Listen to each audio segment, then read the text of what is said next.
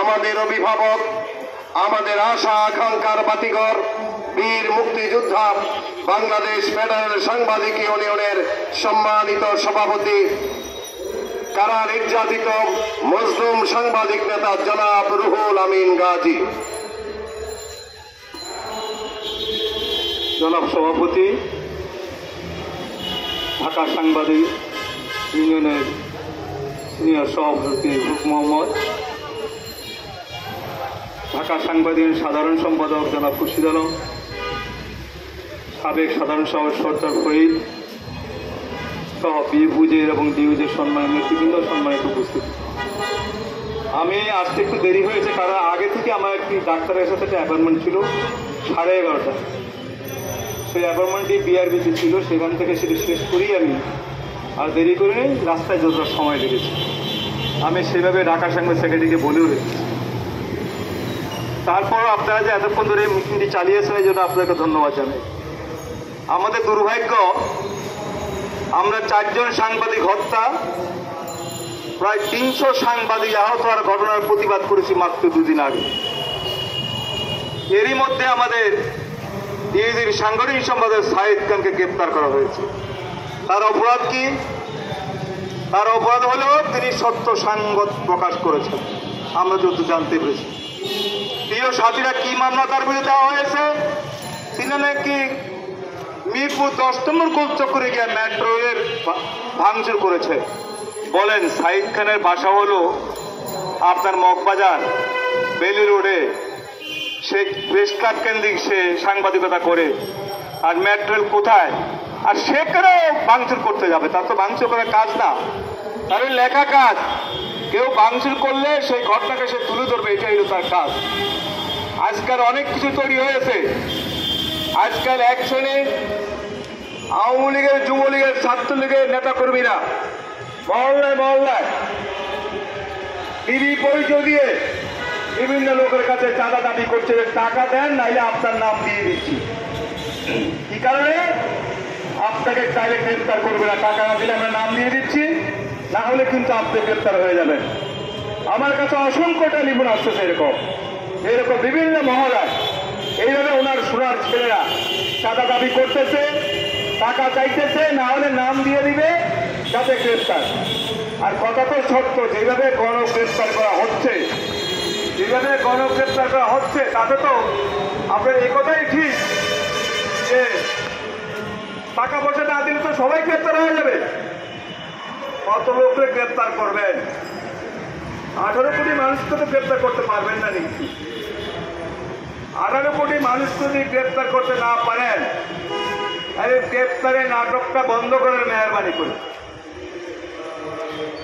এই internet, WhatsApp থেকে শুরু করে বিভিন্ন এগুলি চালু করেন, মানুষকে ঘটনা জানতে দিন। আপনি কতদিন ধাপা দিয়ে রাখবেন? এইভাবে সভ্য দেশ চলতে পারে না। পৃথিবী যে জায়গায় চলে গেছে, পৃথিবীর এমন কোন দেশের নজির নাই। এইভাবে ইন্টারনেট বন্ধ করে, মোবাইল সার্ভিস বন্ধ করে একটি দেশ সরকার যেমন চায় তাই করতেছে। আপনি বারবার আহতদের চিকিৎসা নেবেন, ক্ষতিপূরণ দিবেন, কেন নিহতদের দিবেন না? নিহতরা অপরাধ কি করেছে?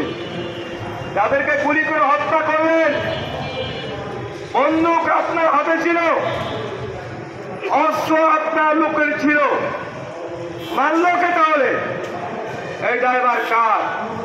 সরকার পরিচালনা করে আপনি। প্রথম বললেন ছাত্রলীগই যথেষ্ট, তখন ছাত্রলীগ গুল্লি গেলা করে কিছু মাইরা রাখলো, শেষ করা যায় না। তখন বললেন আওয়ামী লীগই যথেষ্ট, তখন দেখলেন এটাও করা যায় না। তখন পুলিশ বাহিরা দাঁড়িয়ে আসা করা, চালাইতে থাকো মোটামুটি। এইভাবে হত্যা চালিয়ে 18 কোটি লোককে তো হত্যা করা যাবে না, এইটা আপনাকে ভাবতে হবে। 18 কোটি লোককে গ্রেপ্তার করা যাবে না।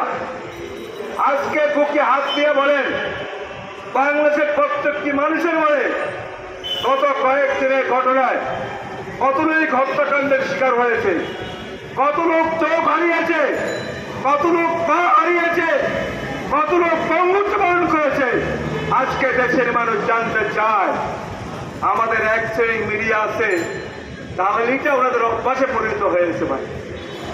আরে বাইরে এখন সোশ্যাল মিডিয়া অনেক শক্তিশালী। আপনি দালালি করে এক জায়গায় খুশি করতে পারবেন, কিন্তু সারা মানুষকে আপনি খুশি করতে পারবেন না। কাজেই সাংবাদিকদেরকে সত্য, ন্যায়নিষ্ঠ এবং বস্তুনিষ্ঠতার উপরে দাঁড়িয়ে থাকতে হবে। বন্ধুগণ, আমাদের পরিষ্কার দাবি, সাগরনী সহ সম্প্রতি 4 জন সাংবাদিক হত্যাকাণ্ডের শিকার হয়েছে। এই হত্যাকাণ্ডের গ্রেপ্তার করতে হবে। সাইদ কাণ্ডে রিমান্ড নয়, অবিলম্বে তাকে মুক্তি দিতে হবে, নিঃশর্ত মুক্তি দিতে হবে। কোনো কথা আমরা শুনতে চাই না, তা নইলে আমরা বৃহত্তর আন্দোলন করে তুলব।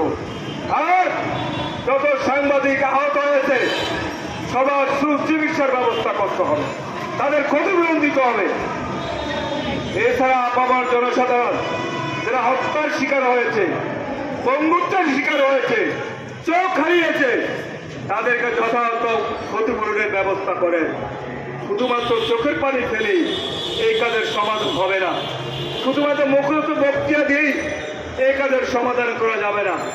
এর একটু উপযুক্ত ফায়সালা দরকার, মানুষ একটু উপযুক্ত ফায়সালা চান।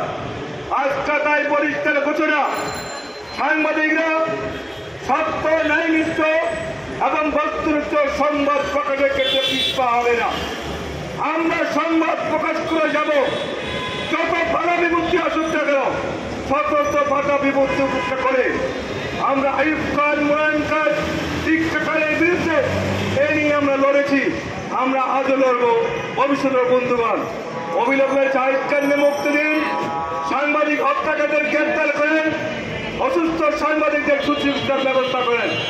গোটা জাতিকে আজকে সকল চিত্ত জানান এবং একটি ব্যবস্থা করেন, অন্যতার ড্রাইভার থেকে মুক্তি পাওয়ার আর কোনো সুযোগ নাই। আপনাদের সকলকে ধন্যবাদ। আগামী দিনে আপনারা আবার আসবেন, ইনশাল্লাহ আমরা আবার আরো কর্মসূচি গ্রহণ করবো। সকলকে ধন্যবাদ।